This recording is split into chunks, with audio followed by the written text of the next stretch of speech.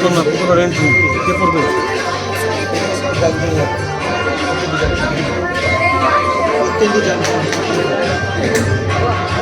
অত্যন্ত জাঁকজমক আড়ম্বরের সঙ্গে বৃন্দাবনে শ্রীকৃষ্ণের জন্মোৎসব পালিত হল।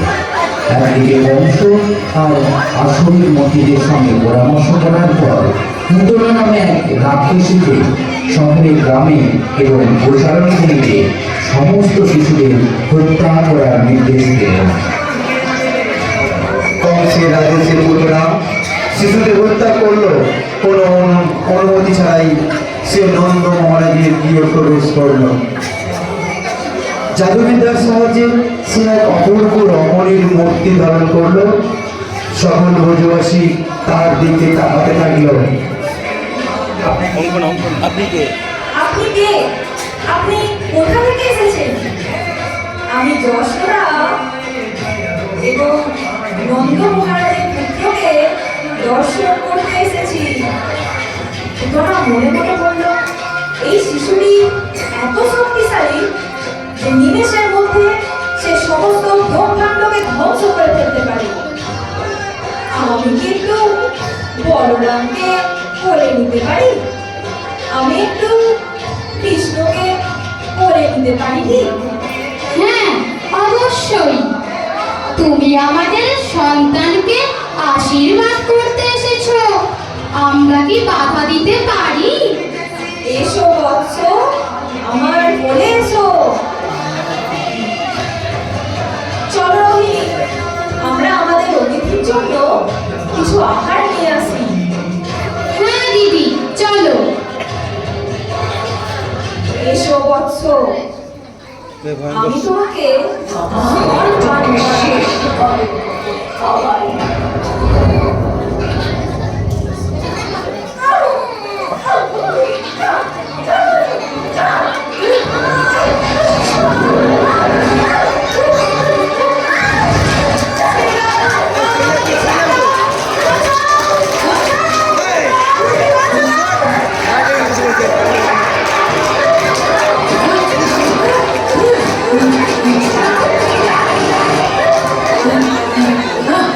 আমি তোমার মনোবাঞ্ছা পূর্ণ করব, মা, এবং সেই সঙ্গে তোমার প্রাণবায়ু শুষে নেব। ছেড়ে দাও, আমাকে ছেড়ে দাও। বাঁচাও, বাঁচাও, আমাকে বাঁচাও।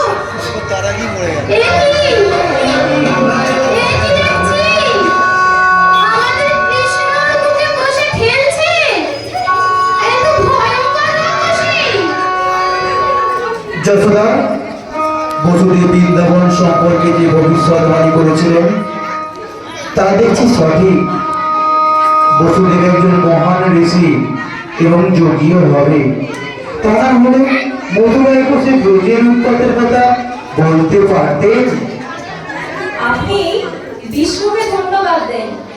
তার অশেষ কৃপায় আমাদের পুত্র এত বড় ভয়ঙ্কর রাক্ষসীর কবল থেকে বেঁচে ফিরেছে।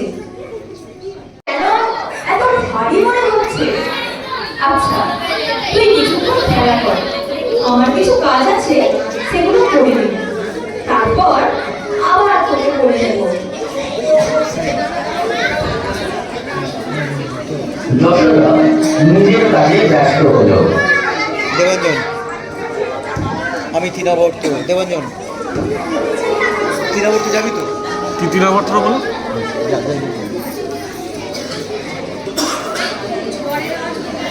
দিচ্ছি দিচ্ছি, তুই বলো না, দিচ্ছি দিচ্ছি।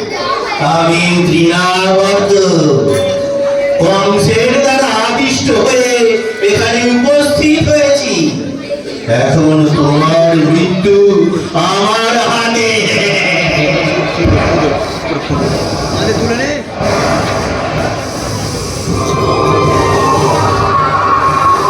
একসাথে দুজনে বলবি, এই মাম্পি, এই মাম্পি, দুজনে একসাথে বল। চারিদিকে এত ধুলো উঠছে কেন? দাঁড়া, দাঁড়া, দাঁড়া। আমার কৃষ্ণ কোথায়? চারিদিকে এত অন্ধকার কেন? কৃষ্ণ, কৃষ্ণ, আমি কৃষ্ণকে কোথাও ওই তৃণাবর্তকে এইদিকে আসতে বলো না। এই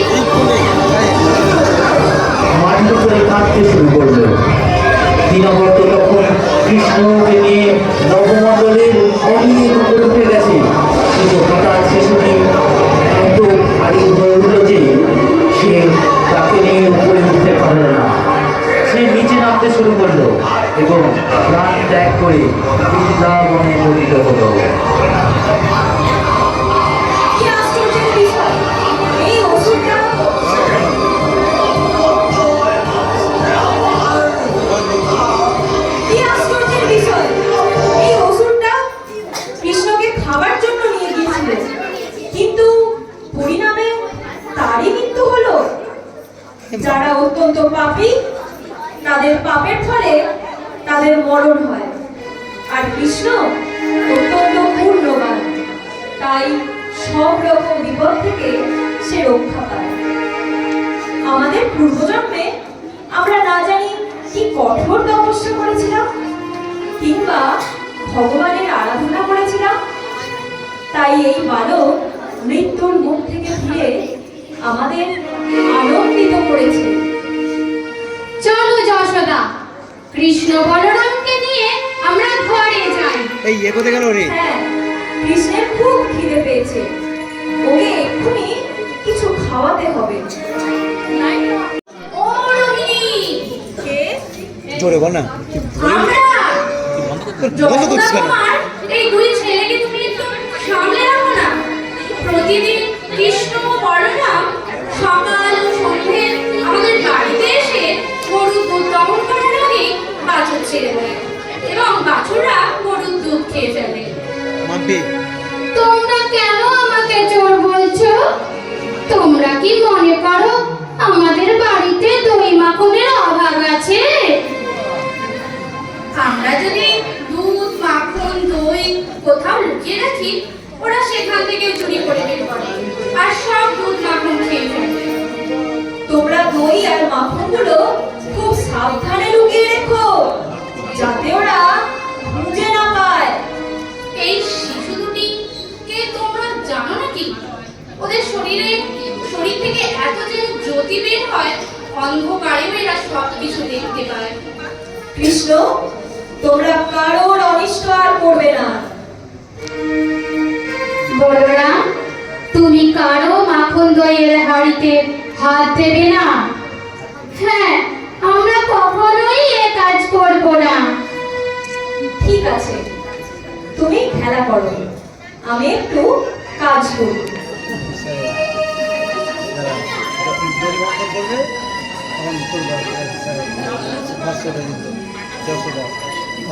একটু স্লো বলবে এখানটা।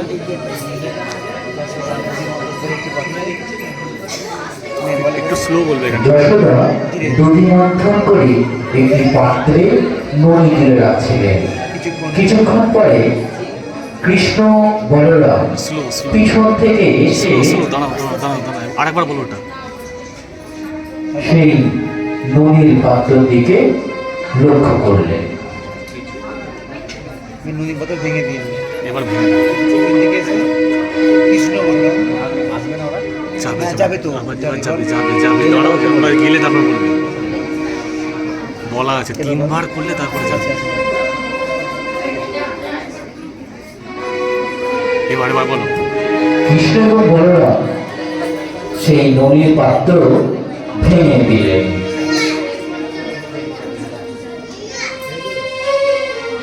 এ কি? ননির পাত্র কে ভেঙেছে? কৃষ্ণ, কৃষ্ণ, বলরাম, বলরাম। কৃষ্ণ উঁকি দিয়ে ছুটে চলল। যশোদা কৃষ্ণকে ধরার চেষ্টা করল। গানটা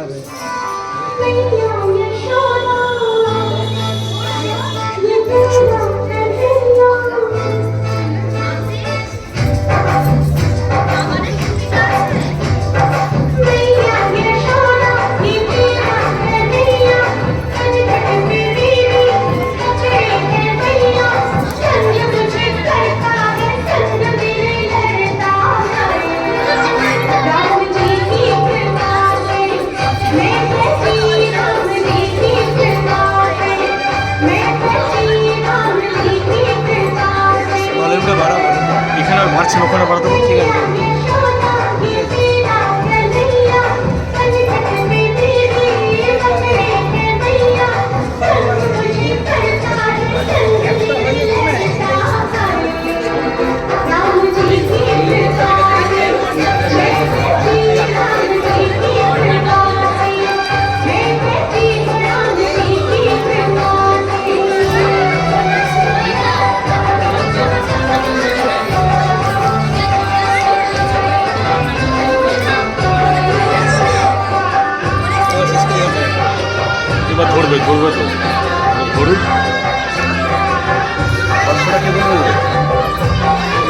তোমার বলা আছে 500 টাকা।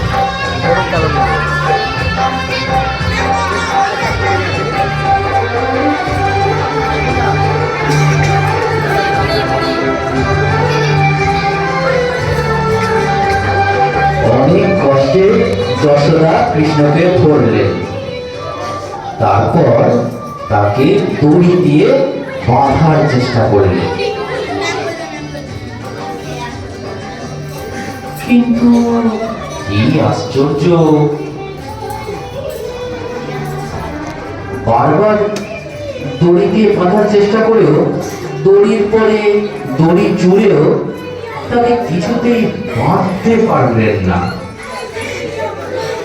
অবশেষে শ্রীকৃষ্ণ কৃপাপূর্বক সেই বন্ধন গ্রহণ করলেন।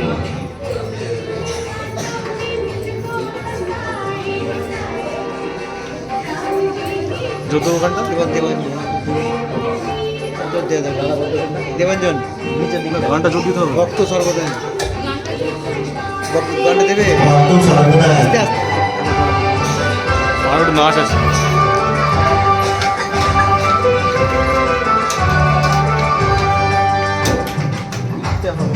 কোথায় কি হবে দেবযানী পড়েছিল সেইটা দেখে ওর হাতে লেখার প্রবলেম ছিল, আমি এটা মোবাইলে বলে বলে টাইপ করেছি কত অল্প টাইমের মধ্যে বুঝে নি আমি এখানে কলেজ গেছি 1 ঘন্টা, আমি 1 ঘন্টা গেছি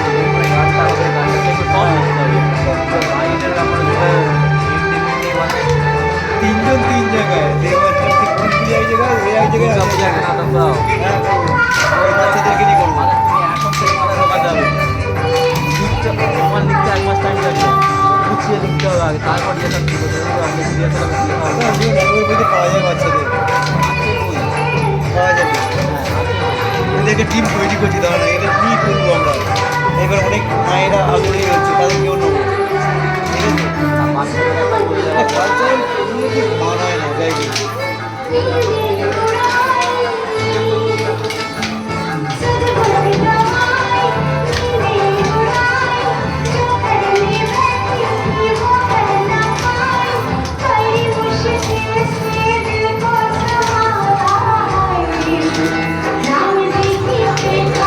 স্ট্যাচু হয়ে যেতে বলছিস তো, স্ট্যাচু হয়ে যাবে। এই বুলবুলি ওই গানটা শেষ হলো ওদেরকে স্ট্যাচু হয়ে দাঁড়িয়ে করতে পারবে। গান শেষ করবে না, আগিয়ে দেবে।